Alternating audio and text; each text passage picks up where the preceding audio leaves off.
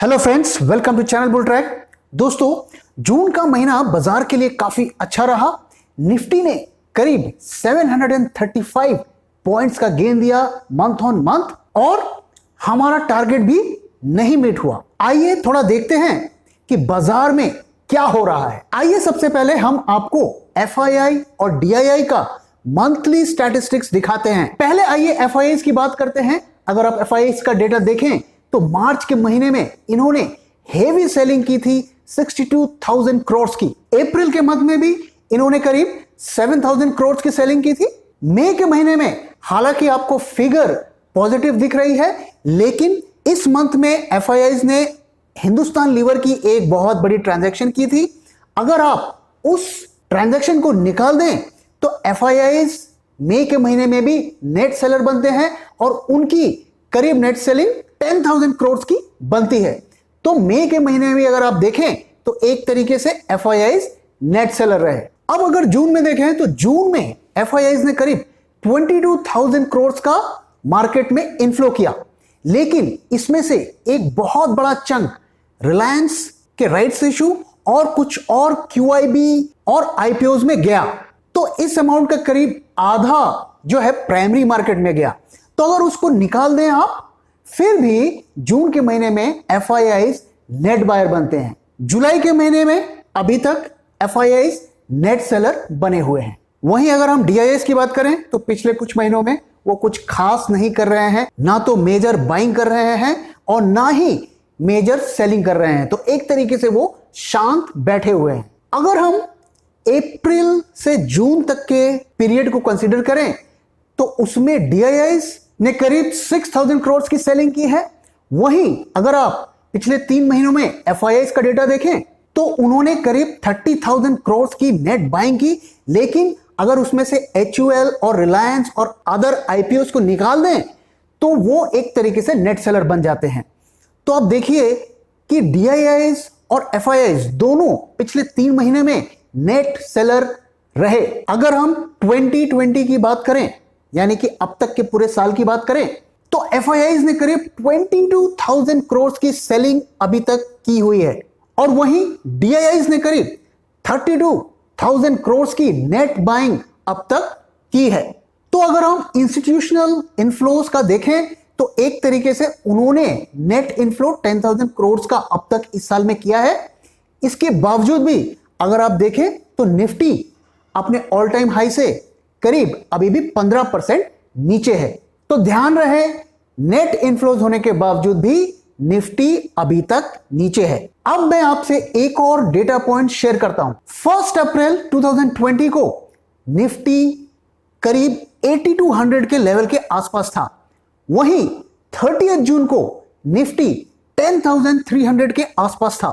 तो निफ्टी ने करीब 2100 पॉइंट्स का गेन इस पीरियड में दिया, जो कि करीब करीब 25% बनता है। तो इस पीरियड में, यानी कि अप्रैल से लेके जून के एंड तक, किन कंपनीज ने आउट परफॉर्म किया और किन कंपनीज ने अंडर परफॉर्म किया, आइए जरा हम देखते हैं। ध्यान रहे, आउट परफॉर्म हम उन स्टॉक्स को कह रहे हैं जिन्होंने निफ्टी से ज्यादा गेन दिया और अंडर परफॉर्म हम उन स्टॉक्स को कह रहे हैं जिन्होंने निफ्टी से कम रिटर्न दिया। तो अगर आप इस लिस्ट को गौर से देखें तो जो आउट परफॉर्मर हैं उनमें से ज्यादातर वो स्टॉक्स हैं जिन पर कोविड का सबसे ज्यादा इंपैक्ट हुआ और अंडर परफॉर्म वो स्टॉक्स हैं जिन पर कोविड का उतना इंपैक्ट नहीं हुआ। और ध्यान रहे, ये वो स्टॉक्स हैं जो एक तरीके से इंडियन इकोनॉमी के पिलर हैं और इनकी स्ट्रॉन्ग बैलेंस शीट है। तो जिन स्टॉक्स में कोविड की ज्यादा मार पड़ी वो अच्छा कर रहे हैं और जिन पर उतनी मार नहीं पड़ी वो उतना अच्छा नहीं कर रहे हैं। तो आप मुझे बताइए, क्या आप इससे एग्री करते हैं या नहीं करते हैं? इस लिस्ट को देखकर यह कंक्लूजन निकाला जा सकता है कि इंस्टीट्यूशंस यानी FII plus DII strong buying नहीं कर रहे हैं, क्योंकि अगर वो स्ट्रॉन्ग बाइंग करते तो जो कंपनीज अच्छी बैलेंस शीट वाली हैं, स्ट्रॉन्ग कंपनीज हैं, उनमें ज्यादा रैली होती। क्योंकि ट्रेडिशनली ये कंपनीज जो ब्लू चिप है और अच्छी ब्लू चिप है उनमें ज्यादा इन्वेस्ट करती हैं। इसका मतलब ये नहीं है कि एफआईआई बाय नहीं कर रहे हैं, डेफिनेटली वो बाय कर रहे हैं और काफी पैसा इंडियन मार्केट्स में आ रहा है, क्योंकि करेंसी की प्रिंटिंग हो रही है और फेड ने स्टिमुलस दिया है, जिसकी वजह से एक तरीके का लिक्विडिटी इनफ्लो इंडियन मार्केट्स में हुआ है। इसको हम डिनाई नहीं कर सकते, खास करके जून के महीने में। लेकिन ध्यान रहे कि ये जो पैसा आया है, ये पैसा मोस्टली ईटीएफ्स में और उसके अंडरलाइंग स्टॉक्स में जा रहा है, लेकिन इंस्टीट्यूशंस के एग्रेसिव बाइंग के साइंस हमें नहीं दिख रहे हैं। तो आखिर इस बाजार को कौन चढ़ा रहा है? आखिर इस बाजार को कौन चला रहा है? दोस्तों, आपको जानकर ताज्जुब होगा कि आप ही इस बाजार को चला रहे हैं। जी हां, रिटेल इन्वेस्टर्स ही बाजार को चला रहे हैं, आप लोग ही बाजार को चढ़ा रहे हैं। क्या भैया, कर क्या रहे हो भैया? मुझे मारने का प्लान बना रहे हो क्या? Sorry for the bad mimicry Irfan भाई, रेस्ट इन पीस। दोस्तों, पहले तो मुझे इस थ्योरी पे यकीन नहीं हुआ, लेकिन फिर मैंने कुछ डेटा माइनिंग किया। दोस्तों, आपको पता है कि मैं बिना डेटा के किसी भी चीज पर यकीन नहीं करता हूं। तो जब मैंने डेटा माइनिंग की तो मैंने इस चीज को सही पाया, और मैं उसमें से कुछ डेटा पॉइंट्स आपके साथ शेयर करता हूं। पहली चीज आप देखिए, रिटेल का टर्नओवर। दोस्तों, आपको पता होगा कि मार्केट के जो भी ट्रेडर्स, इन्वेस्टर्स होते हैं, उनको 4 ग्रुप्स में डिवाइड किया जाता है। तो पहला ग्रुप होता है जिसे हम कहते हैं FIIs, दूसरा DIIs, तीसरा प्रो, और चौथा रिटेल, जिसमें आप और हम आते हैं। तो अगर अब इस टर्नओवर को देखें, ये जुलाई 1 का और जुलाई 2 का टर्नओवर हम आपको दिखा रहे हैं। इसमें आप देखें तो रिटेल का टर्नओवर सबसे ज्यादा है और इंस्टीट्यूशन से लगभग 3 गुना ज्यादा है। तो ये हमारी बात को वैलिडेट करता है कि रिटेल ट्रेडर्स इस वक्त मार्केट में हावी हैं। दूसरी चीज, according to a leading discount broker, इस वक्त रिटेल की जो एक्टिविटी है वो 2007 के बाद सबसे हाई लेवल पर है, ऐसा इस ब्रोकिंग हाउस का कहना है।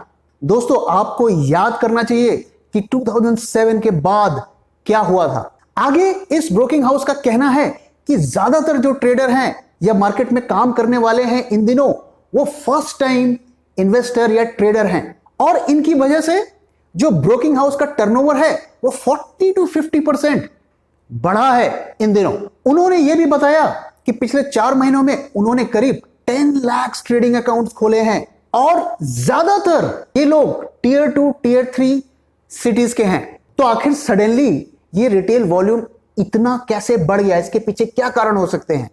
तो नंबर 1 कारण, लॉकडाउन। दोस्तों, आपको पता है लॉकडाउन में हम सब लोग घर में बैठे हुए हैं, लोग ऑफिस नहीं जा रहे हैं, तो एक तरीके से उन्हें थोड़ी फ्रीडम ज्यादा मिल रही है। वो अपने रेगुलर काम की बजाय मार्केट में भी पार्टिसिपेट कर रहे हैं। दूसरा कारण, बैंक में इंटरेस्ट नहीं मिल रहा है और जगह इन्वेस्टमेंट के ऑप्शंस अच्छे नहीं दिख रहे हैं, तो लोग मार्केट में अपना हाथ आजमा रहे हैं।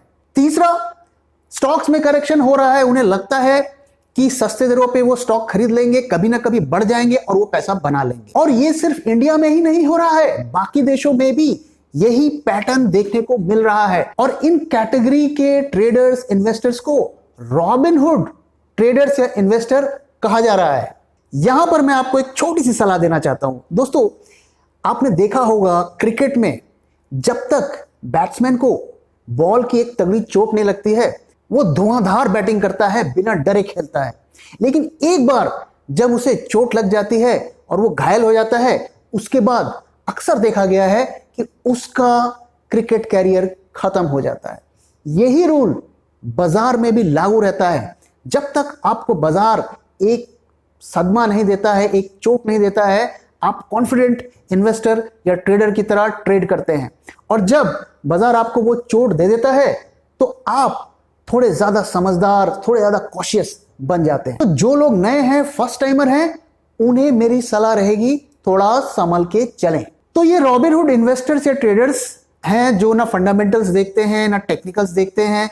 इनका एक ही मंत्र है, और वो मंत्र है जो सस्ता है वो अच्छा है। अब मैं आपसे एक और डेटा पॉइंट शेयर करता हूं जो हमें एक और प्रूफ देगा कि कैसे रिटेल इन्वेस्टर्स इस मार्केट को भगा रहे हैं। दोस्तों, हमने NSE से एक लिस्ट निकाली और उन स्टॉक्स को निकाला जिनका प्राइस अप्रैल में 10 रुपीज से नीचे था। तो हमें ऐसे 152 स्टॉक्स मिले, और हमने उन स्टॉक्स का परफॉर्मेंस ट्रैक किया कि पिछले 3 महीने में, यानी जून के एंड में, वो स्टॉक्स ने कैसा परफॉर्म किया। दोस्तों, उसका रिजल्ट देख के तो हमारे होश उड़ गए। 152 स्टॉक्स में से 151 ने पॉजिटिव रिटर्न दिया पिछले 3 महीनों में। सिर्फ एक ही स्टॉक ऐसा था जिसने नेगेटिव रिटर्न दिया। और अगर आप इन स्टॉक्स का रिटर्न देखें तो ये 2 गुना, 3 गुना, 4 गुना, यहां तक कि 10 टाइम्स रिटर्न इन्होंने पिछले 3 महीनों में दिया है। दोस्तों, इसमें कहने की जरूरत नहीं है कि पेनी स्टॉक्स में सबसे ज्यादा ऑपरेटर एक्टिव होते हैं। तरह तरह के आपको एसएमएस भेजते हैं, तरह तरह के आपको ईमेल पर स्टॉक की एनालिसिस भेजते हैं और आपको एक तरीके से मिसगाइड करते हैं इन स्टॉक्स में इन्वेस्ट करने के लिए। पिछले 4-5 सालों में करीब 700 से 800 पेनी स्टॉक्स को ट्रेडिंग से सस्पेंड कर दिया गया है। तो ध्यान रहे, अगर आपने ज्यादा पैसा इन स्टॉक्स में लगाया है तो कहीं ऐसा दिन ना हो जाए कि आप बेच ना पाए या स्टॉक सस्पेंड हो जाए और आप एग्जिट ना कर पाए। और पिछले 5-6 सालों में इन्वेस्टर्स ने करीब 1.5 लाख करोड़ से 2 लाख करोड़ इन स्टॉक्स में गंवाया है। तो सावधान रहें और सतर्क रहें। तो इस सारे डिस्कशन का कंक्लूजन पे अब हम आते हैं।